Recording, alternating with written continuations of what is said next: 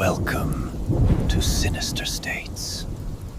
You ever hear a story so strange, so chilling, that it sticks with you for years? The kind of story that gets whispered at sleepovers or passed around in the back of the school bus, always with that one friend swearing it happened to their cousin's neighbor's brother? Urban legends, they're everywhere. They're the shadows at the edge of the campfire, the reason you check the back seat before you drive home at night, the explanation for that weird noise in the attic. Most people laugh them off, or maybe get a little spooked, but deep down, they don't really believe. Not really. I used to be one of those people. Used to. But I'm not here to tell you about someone else's story. I'm here to tell you about mine. Because I lived through an urban legend, and I'm not sure I ever really made it out. It started like any other night, which is how these things always start, right? Nothing special, nothing out of the ordinary. I was 19, home from college for the summer, and bored out of my mind. My hometown isn't the kind of place you see in movies, no neon lights, no bustling crowds, just a handful of streets, a couple of gas stations, and a diner that never seemed to close. The kind of place where everyone knows everyone, and nothing ever really happens. Or so I thought. That night, I was hanging out with my best friend, Jamie. We'd been friends since kindergarten, the kind of friends who could sit in silence for hours and not feel weird about it. We were driving around, windows down, music up, just killing time. The air was thick with the smell of cut grass and the distant promise of rain. We'd already made the rounds, hit up the gas station for slushies, swung by the park to see if anyone was out, and ended up, as we always did, parked on the edge of town, looking out over the old quarry. The quarry was one of those places that had a story for every generation. My parents used to warn me about it when I was a kid. Don't go near the edge. It's not safe, they'd say. People have died out there. And it was true, at least partly. There were stories about kids falling in, about cars that never made the turn, about things that lived in the water. But the one story everyone knew, the one that got told every year at Halloween, was about the lady in the quarry. Supposedly, back in the 1950s, a woman had driven her car off the edge late one night. Some said she was running from someone. Others said she was chasing after a lost love. The details changed depending on who was telling it, but the ending was always the same. Her car was found at the bottom, but her body never was. And ever since, people claim to see her wandering the edge of the quarry, white dress trailing behind her, searching for something or someone to take her place. Jamie and I had heard the story 100 times. We'd even tried to scare each other with it when we were younger, daring each other to walk the edge after dark. But nothing ever happened. The scariest thing we'd ever seen out there was a raccoon with a bad attitude. That night, though, something felt different. Maybe it was the way the clouds hung low over the water, or the way the wind seemed to die every time we tried to laugh. Maybe it was just the boredom, making us reckless. But when Jamie turned to me and said, "Let's go down to the water," I didn't hesitate. I just grabbed the flashlight from the glove box and followed. The path down to the quarry was overgrown, the kind of trail you only find if you know exactly where to look.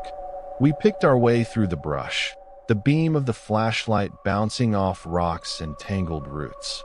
The air was cooler down there, heavy with the smell of wet stone and something else, something sweet and rotten, like flowers left too long in a vase. We reached the water's edge, and for a moment, everything was still. The surface was perfectly smooth, reflecting the sky like a sheet of black glass. Jamie tossed a pebble in, and the ripples spread out in perfect circles, disappearing into the dark. "Creepy, huh?" Jamie said, trying to sound casual, but I could hear the edge in their voice.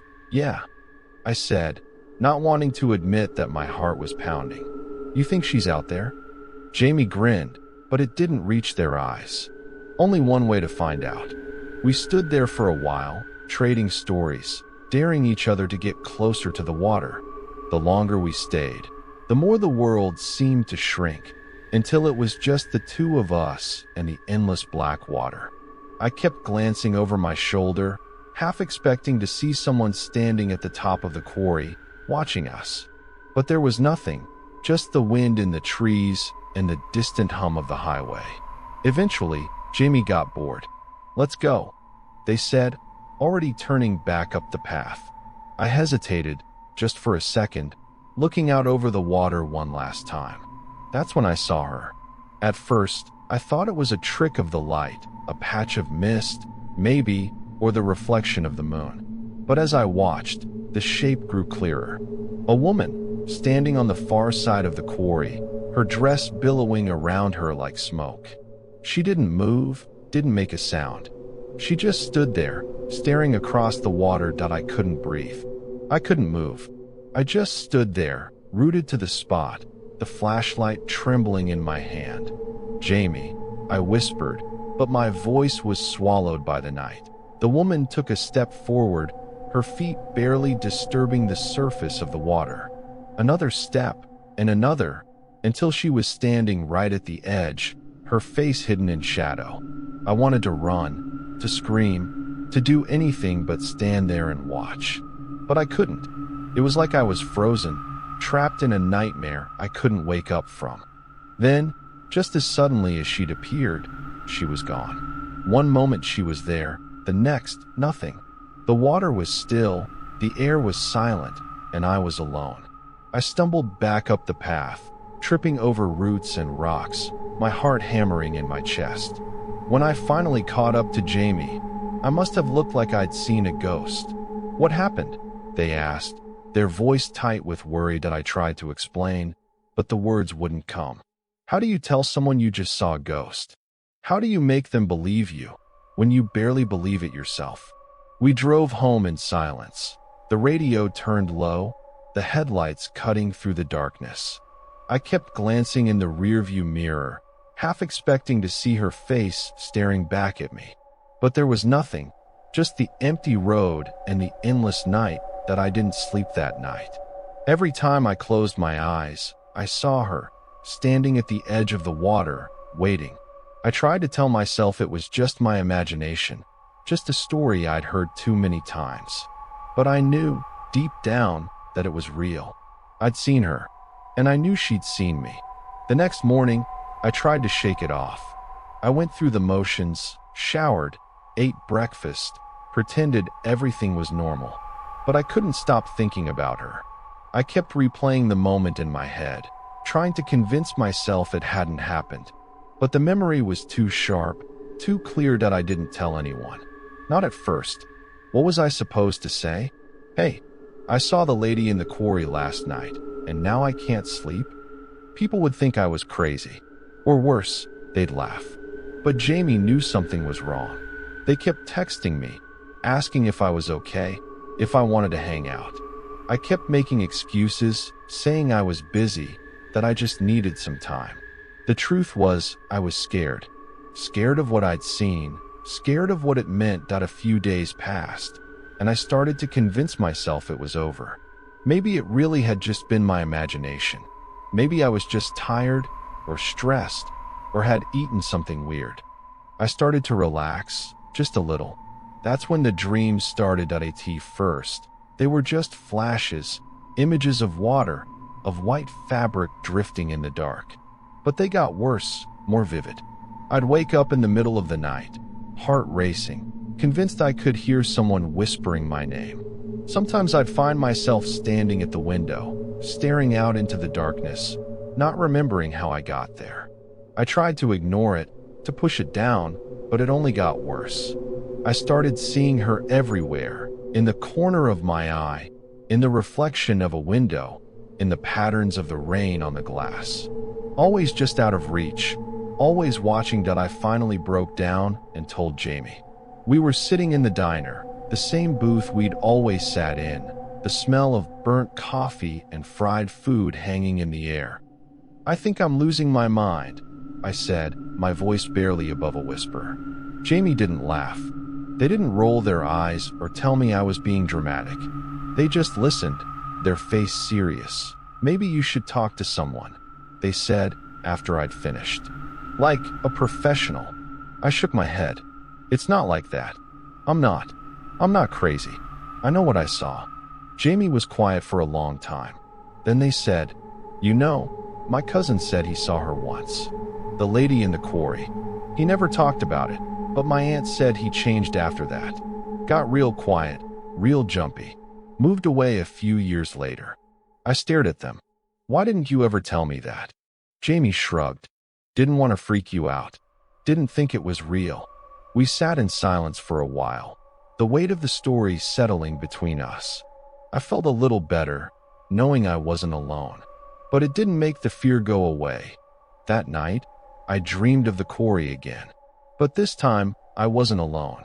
Jamie was there, standing at the water's edge, their face pale and scared. The lady was there, too, her dress billowing around her, her eyes fixed on me. I woke up gasping, sweat soaking my sheets. I knew I couldn't keep going like this. I had to do something. I had to face her. I didn't have a plan, not really. All I knew was that I couldn't keep living in fear, jumping at every shadow, dreading the moment night would fall and the dreams would start again. I needed answers, or at least closure. Maybe if I went back to the quarry, I could prove to myself that it was just a trick of the light, a story that had gotten under my skin. Or maybe I'd find something else, something I wasn't ready for. That I spent the next day in a fog, barely listening as my mom asked if I wanted to help with groceries, tuning out my dad's questions about my plans for the fall semester. I kept thinking about the lady, about the way she'd looked at me, about the stories I'd heard growing up. I tried to remember every detail, every rumor, every warning. The more I thought about it, the more I realized how little I actually knew. That afternoon, I called Jamie.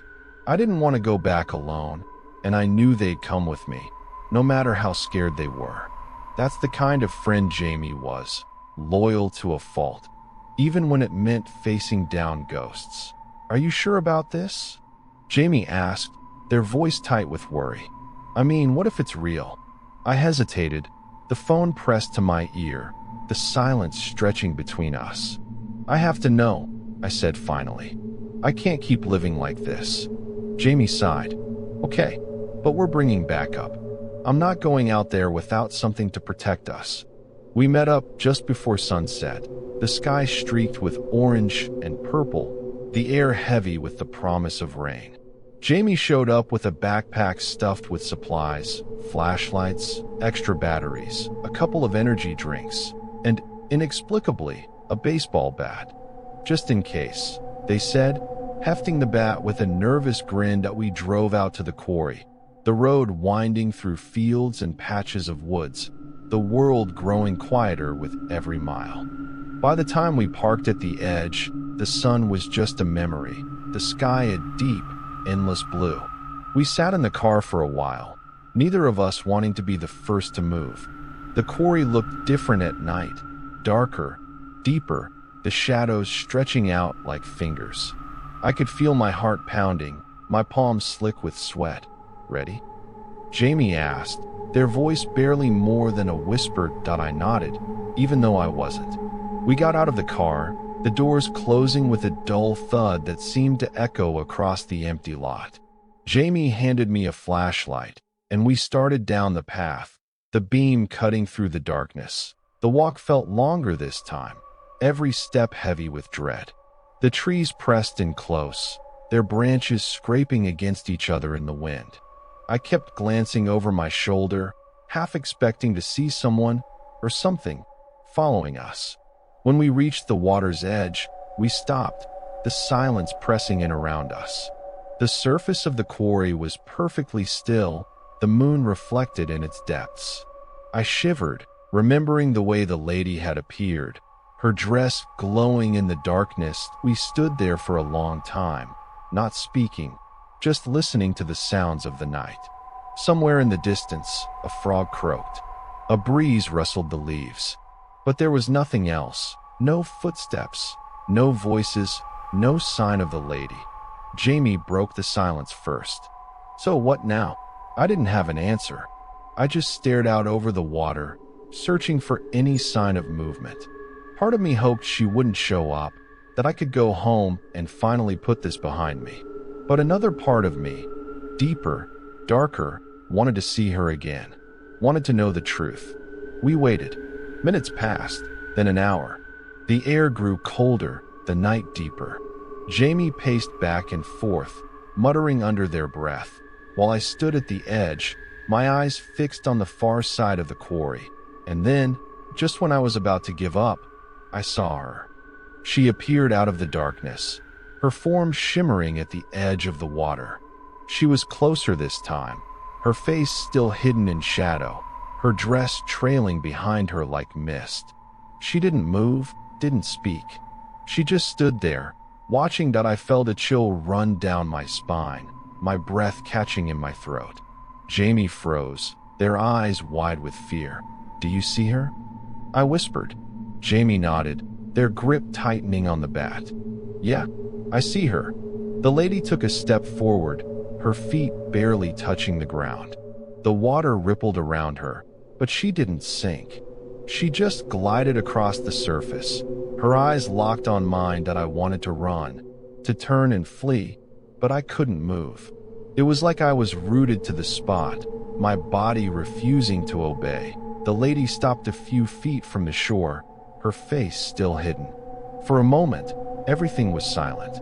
Then, in a voice as soft as the wind, she spoke. "Why are you here?" The words echoed across the water, cold and hollow. I swallowed, my mouth dry. I needed to know. I stammered.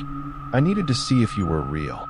She tilted her head, her hair falling across her face. "You believe now." It wasn't a question. It was a statement, final and absolute. I nodded, unable to speak. The lady reached out, her hand pale and thin, her fingers trailing just above the water. "You saw me. Now you carry me." I didn't understand. "What do you mean?" She didn't answer. Instead, she began to fade, her form dissolving into mist, her voice lingering in the air. "Remember me." And then she was gone. Jamie and I stood there, stunned, the silence pressing in around us. I felt a weight settle on my chest, heavy and cold. "We need to go," Jamie said, their voice shaking. That we stumbled back up the path, barely speaking, the flashlight beam bouncing wildly. When we reached the car, we climbed in and locked the doors, our breaths coming in ragged gasps. That we didn't talk on the drive home. The radio played softly, the world outside a blur of shadows and light. I kept glancing in the rearview mirror, half expecting to see her face staring back at me. When I got home, I went straight to my room, locking the door behind me. I sat on the edge of my bed, my hands shaking.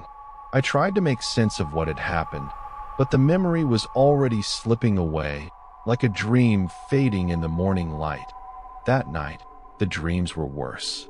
I saw the lady, her eyes burning in the darkness, her voice whispering in my ear.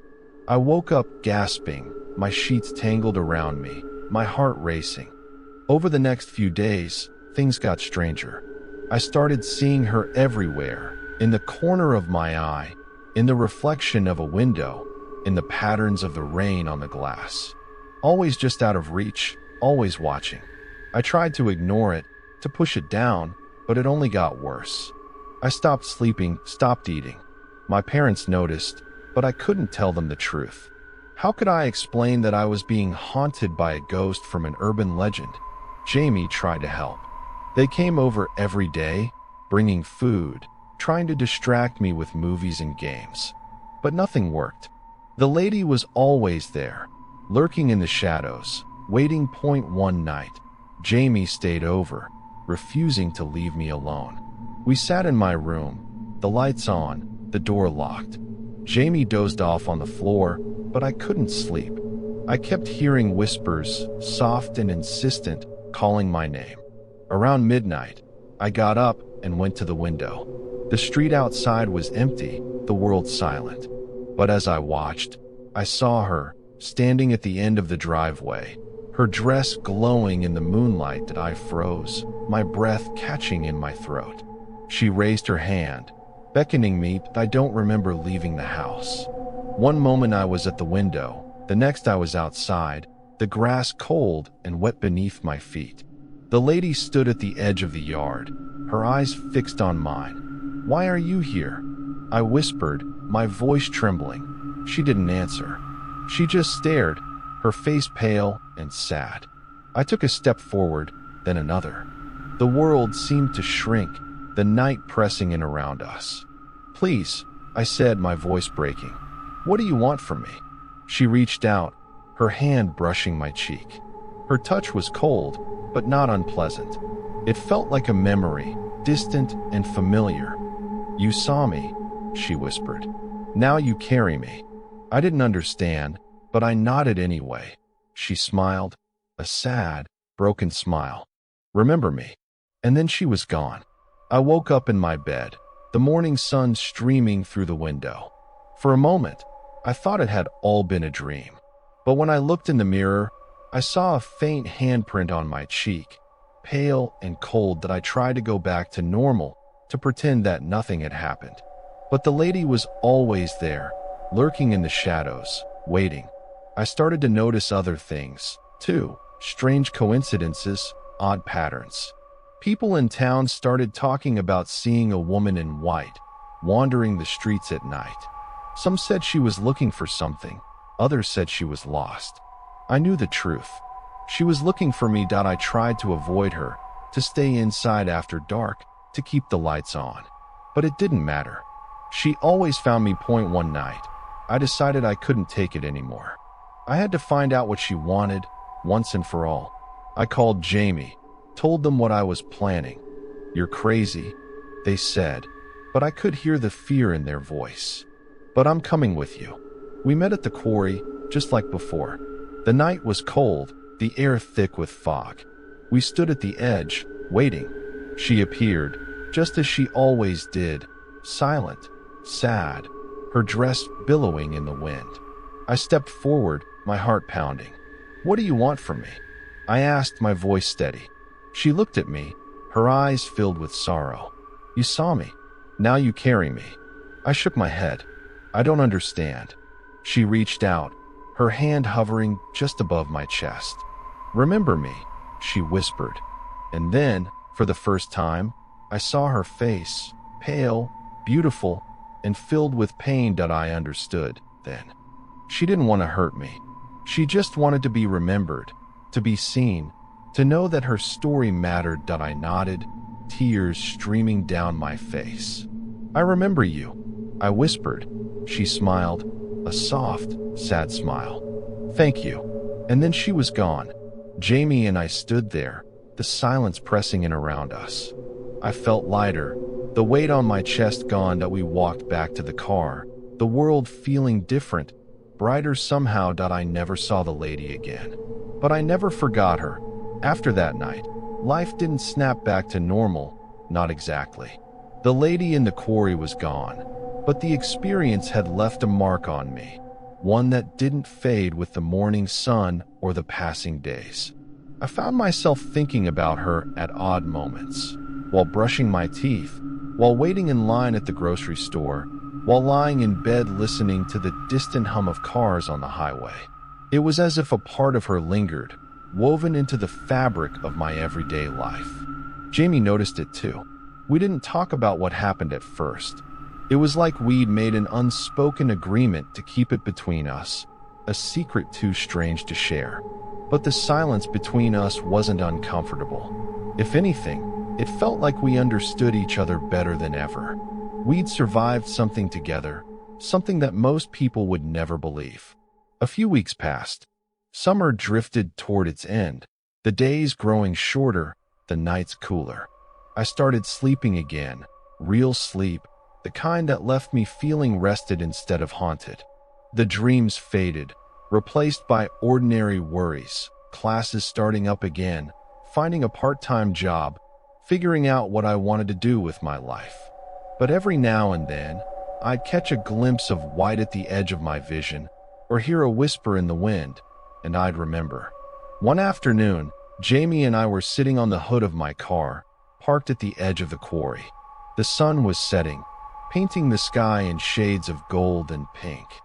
We hadn't planned to come here, but somehow we always ended up back at this spot, as if drawn by some invisible thread. Do you ever think about her? Jamie asked, their voice soft. I nodded. All the time.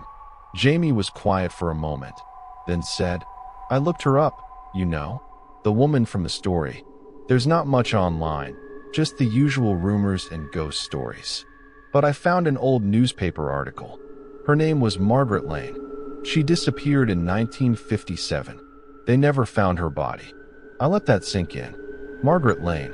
The lady in the quarry finally had a name, a history. She wasn't just a story anymore.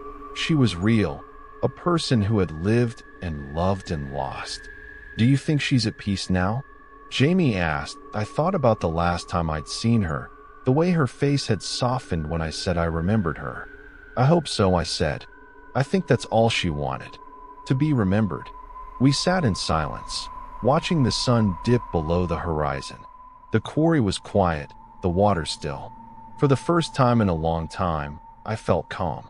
But the thing about urban legends is that they never really die. They change, they adapt, they find new ways to survive. And sometimes, they find new people to haunt. A few days later, I was at the diner, nursing a cup of coffee and flipping through my phone. The place was half empty, the usual crowd of regulars scattered at their favorite booths. I was scrolling through social media when I saw a post that made my blood run cold. Anyone else see the woman in white by the old train tracks last night? Swear I saw her just standing there, staring at the water. Creepy as hell. The post had dozens of comments, some laughing it off, others sharing their own stories. A few people claimed to have seen her too, in different places around town. The lady in the quarry, it seemed, had started to wander. I felt a chill run down my spine. Had I set her free? Or had I just passed her story on to someone else? I called Jamie, told them about the post. They listened in silence, then said, maybe she's not tied to the quarry anymore. Maybe she's looking for someone else to remember her.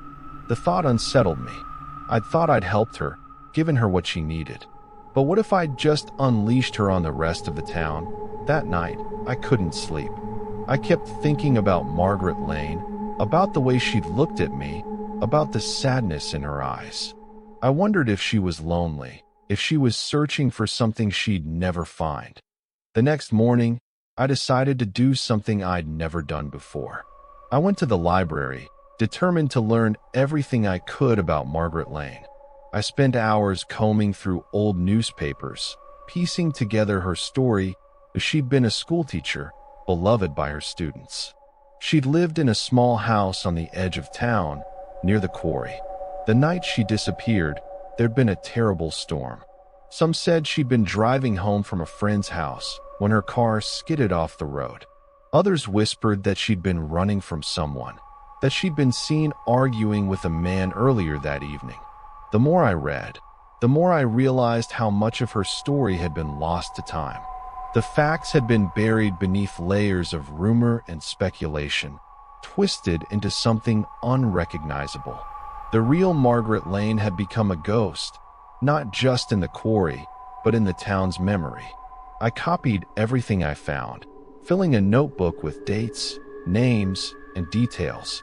I wanted to remember her, to make sure her story didn't fade away again. That night, I sat at my desk, the notebook open in front of me. I wrote out her story, as best I could, piecing together the fragments into something whole. When I finished, I felt a sense of peace, as if I'd finally done what she'd asked, but the town wasn't at peace. Over the next few weeks, the sightings continued.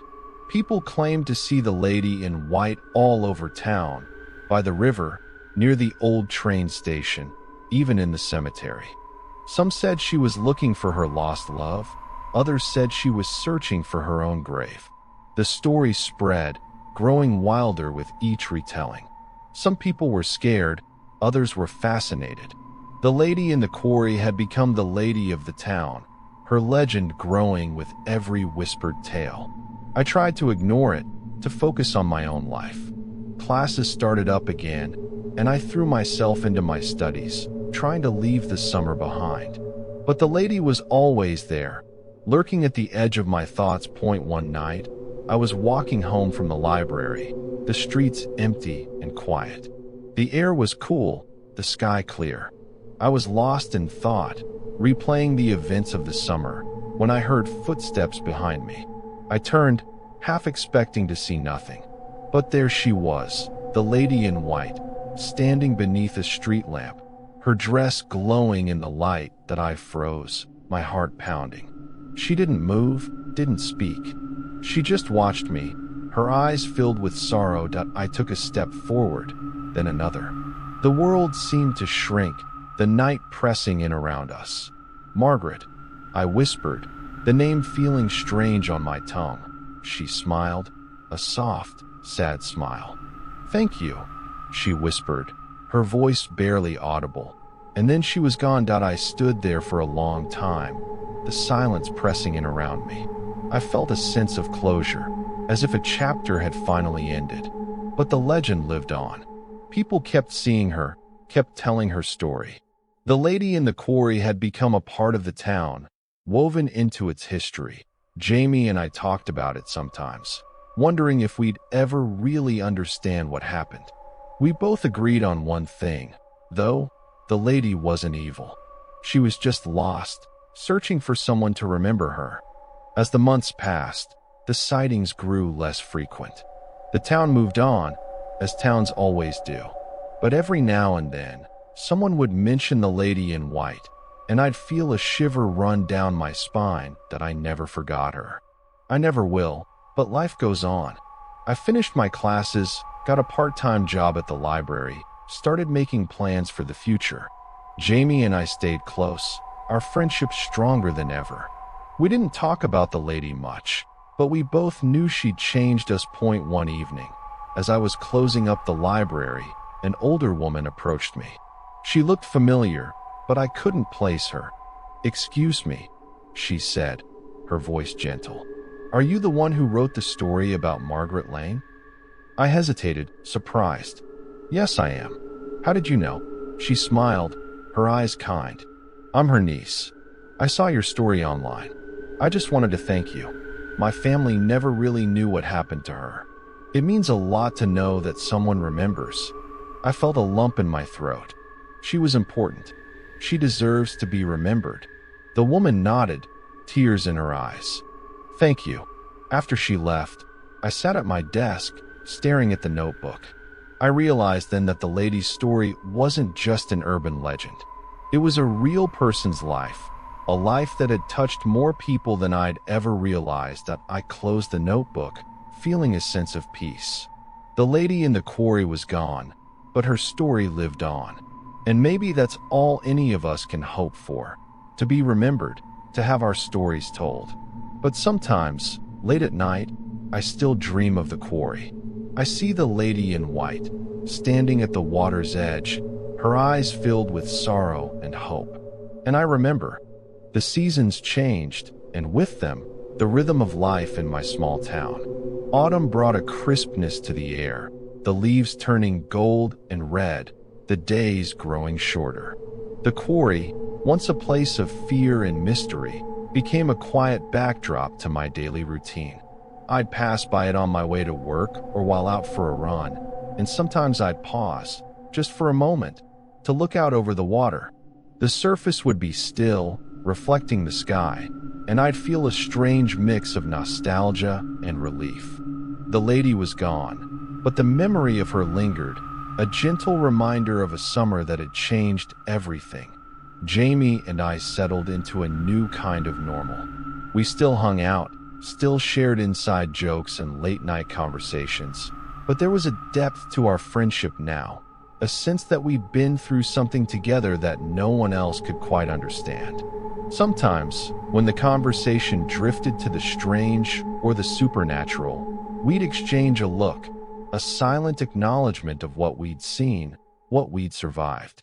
One evening, as Halloween approached, Jamie suggested we go to the annual bonfire at the edge of town. It was a tradition, a way for the community to come together, roast marshmallows, and tell ghost stories.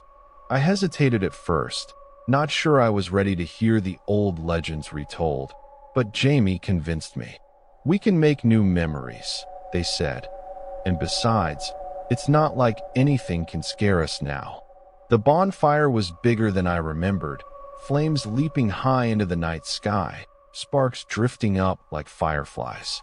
People gathered in clusters, their faces lit by the firelight, laughter and conversation filling the air. Someone passed around hot cider, and the smell of wood smoke mingled with the crisp autumn breeze. As the night wore on, the stories began. One by one, people took turns sharing tales, some funny, some spooky, some so outlandish they drew groans and laughter. Eventually, the conversation turned, as it always did, to the lady in the quarry. A younger kid, maybe 12 or 13, stood up, his eyes wide with excitement. "My brother said he saw her last week," he announced. "He was riding his bike past the quarry and saw a woman in a white dress, just standing there. He said she looked right at him, and then she disappeared." A hush fell over the group. Some people rolled their eyes, others leaned in, eager for more. The kid's story was met with the usual mix of skepticism and fascination, but I noticed something different this time. There was no fear in his voice, just curiosity. The lady had become a part of the town's folklore, a story to be shared and wondered about, not something to be feared. Jamie nudged me, a small smile on their lips. "See? She's still here, in a way." I nodded, feeling a strange sense of pride. The lady's story had changed, softened by time and retelling. She was no longer just a ghost haunting the quarry. She was a mystery, a legend, a piece of the town's history. After the bonfire, Jamie and I walked home together, the night quiet around us. The air was cool, the stars bright overhead. We talked about everything and nothing, our footsteps echoing on the empty streets. Do you ever wonder what would have happened if we hadn't gone to the quarry that night? Jamie asked, their voice thoughtful. All the time, I admitted. I think about how different things would be. I might still be having nightmares, still be afraid of the dark, but I'm not anymore. Jamie smiled. Me neither. I think we helped her in a way, gave her what she needed. We walked in silence for a while, the comfort of our friendship wrapping around us like a warm blanket. I realized then that the lady's story wasn't just about fear or loss. It was about connection, about the way our lives intersect with the stories of others, even those we've never met. As winter settled in, the town grew quieter. The quarry froze over, a sheet of ice reflecting the pale winter sun. I spent more time indoors, focusing on my studies, working at the library, and planning for the future. But every now and then, I'd find myself drawn back to the lady's story that I started writing more, not just about Margaret Lane, but about other local legends, other stories that had shaped our town. I interviewed older residents, dug through archives, pieced together the forgotten histories that lingered in the shadows. The more I learned, the more I realized how much of our lives are shaped by the stories we tell, and the ones we choose to remember. One afternoon, while sorting through a box of old photographs at the library, I found a faded picture of a woman standing by the quarry. She wore a simple dress, her hair pulled back, her eyes bright with laughter. On the back, someone had written, "Margaret, summer 1956. I stared at the photo for a long time, tracing the lines of her face, the curve of her smile. She looked so alive, so real. Not a ghost, not a legend, just a woman, frozen in a moment of happiness that I made a copy of the photo and slipped it into my notebook, alongside the story I'd written. It felt right, like I was honoring her memory, keeping her story alive in a way that mattered. As the months passed, I noticed a change in myself. I was less afraid, more willing to face the unknown. The experience with the lady had taught me that sometimes the things we fear most are just misunderstood, waiting for someone to listen, to remember. Spring arrived, bringing new life to the town. The quarry thawed, the trees budded, and the air was filled with the scent of fresh grass and blooming flowers. I graduated from college, celebrated with friends and family, and started thinking about what came next. Jamie and I talked about moving to the city, about chasing new adventures, but part of me hesitated. The town, with all its stories and secrets, felt like home. I wasn't ready to leave it behind. One evening, as I walked by the quarry, I saw a group of kids skipping stones across the water. They laughed and shouted, their voices echoing across the surface. I watched them for a while, remembering the fear I'd once felt in this place, and smiled. The quarry wasn't a place of darkness anymore. It was a place of memories, of stories, of hope. I sat on the edge, the grass cool beneath me, and closed my eyes. I thought about Margaret Lane, about the lady in white, about the way her story had changed my life. I whispered a quiet thank you, hoping that, wherever she was, she could hear me. That night, I dreamed of the quarry one last time. But this time, the lady wasn't sad or lost. She stood at the water's edge, her dress glowing in the moonlight, her eyes bright with peace. She smiled at me, a smile full of gratitude and understanding, and then she turned and walked away, her figure fading into the dawn. That I woke up with a sense of closure, a feeling that the story had finally come full circle. The lady was at peace, and so was I. As the years went by, the legend of the lady in the quarry faded, replaced by new stories, new mysteries. But for those who remembered, she was more than just a ghost. She was a reminder of the power of memory, of the importance of listening, of the ways our lives are shaped by the stories we carry. I never stopped writing, never stopped searching for the hidden histories that lingered in the shadows. I became a storyteller, a keeper of memories, determined to make sure that no one was ever forgotten. And sometimes, on quiet nights, I'd walk by the quarry, the water still and silent, and I'd remember. I'd remember the fear, the wonder, the connection. I'd remember Margaret Lane, the lady in white, and the summer that changed everything. Because in the end, that's what urban legends are. They're not just stories to scare us, but stories to connect us, to remind us that we're not alone, that our lives matter, that our memories endure. And as long as we remember, the stories live on. Years passed, and the story of the lady in the quarry became a thread woven into the tapestry of my life. I moved through the world with a new sense of purpose, carrying her memory with me like a quiet talisman. The town changed, as all towns do. New families moved in, old buildings were torn down or restored, and the quarry itself was eventually fenced off for safety. But the legend lingered, whispered among kids at sleepovers, retold by parents who remembered the stories from their own childhoods. That I stayed in town longer than I'd planned. The city always called to me, with its promise of excitement and anonymity, but something kept me rooted. Maybe it was the comfort of the familiar, or maybe it was the sense of responsibility I felt to the stories that had shaped me. I took a job teaching English at the local high school, and in my spare time, I wrote short stories, essays, even a few articles for the town's small newspaper. My students loved hearing about the lady in the quarry, and I found myself telling her story every year, watching as their eyes widened in the flickering light of the classroom projector.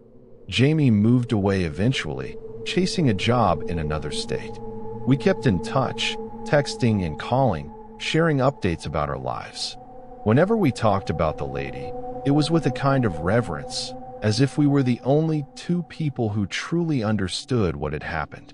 Jamie confessed once, late at night over the phone, that they sometimes wondered if the lady had followed them, if the stories we carry ever really leave us behind. I told them I thought she was at peace, but I understood the feeling. Some stories are too powerful to let go. One autumn, a decade after that summer, I was invited to speak at a local history night at the library. The event was small, just a handful of townspeople and a few curious newcomers, but I was honored to be asked. I prepare to talk about the importance of local legends, about how stories shape our sense of place and identity. I included the lady in the quarry, of course, sharing what I'd learned about Margaret Lane and how her story had changed over the years. After my talk, an older man approached me. He introduced himself as Tom, said he'd grown up in town but had moved away for most of his life. He'd come back to care for his aging mother, and he'd heard about the event from a neighbor. "I remember the lady," he said, his voice low and thoughtful. "My father used to tell me the story when I was a boy. He said he saw her once, late at night, standing by the water. He never talked about it much, but I could tell it scared him." I nodded, listening as Tom shared his memories. He told me about the old days, about the way the quarry had been a gathering place for teenagers, about the accidents and the rumors that had swirled around the place for decades. He spoke of Margaret Lane with a kind of tenderness, as if she were a distant relative rather than a ghost. "I'm glad you're keeping her story alive," he said finally. "It's important, you know. People need to remember." His words stayed with me long after the event ended. I thought about the power of memory, about the way stories can bridge generations, connecting us to people and places we've never known. I realized then that the lady's story wasn't just about fear or tragedy. It was about the need to be seen, to be remembered, to matter. That winter, I started working on a book, a collection of local legends, woven together with history and personal reflection. I spent hours interviewing townspeople, digging through archives, piecing together the stories that had shaped our community. The lady in the quarry was the heart of the book, her story a thread that ran through every chapter. Writing the book was both cathartic and challenging. I found myself revisiting old fears, old memories, but I also discovered new layers of meaning. I realized that the lady's story had given me more than just a brush with the supernatural. It had given me a sense of purpose, a reason to listen, to remember, to share. The book was published the following spring, a modest release from a small regional press. I didn't expect it to make much of a splash, but to my surprise, it found an audience. People wrote to me, sharing their own stories, their own encounters with the strange and unexplained. Some thanked me for giving voice to the forgotten, for reminding them that their memories mattered. One letter stood out. It was from a woman named Alice, who had grown up in a neighboring town. She wrote about her own encounter with the lady in white, years before I'd ever seen her. Alice described a night much like mine, a walk by the water, a sudden chill, the appearance of a woman in a flowing dress. She wrote about the fear, the confusion, the sense of being chosen. "I never told anyone," Alice wrote, "because I thought no one would believe me. But reading your book made me realize I wasn't alone. Thank you for that." Her words moved me deeply. I realized then that the lady's story was bigger than any one person, bigger than any one town. She was a symbol, a reminder of the mysteries that linger at the edges of our lives, the stories that shape us even when we don't understand them. As the years went by, I continued to collect stories, to listen, to remember. The lady in the quarry became a part of my identity, a touchstone I returned to again and again. I spoke at schools, libraries, even a few conferences, always emphasizing the importance of memory, of connection, of honoring the past. Sometimes, late at night, I'd walk by the quarry, the water dark and still beneath the moon. I'd stand at the edge, listening to the quiet, and I'd feel a sense of peace. I knew the lady was gone, but I also knew she was never really far away. She lived on in the stories we told, in the memories we shared, in the lives she'd touched. One summer evening, as I sat on my porch watching fireflies dance in the twilight, Jamie called.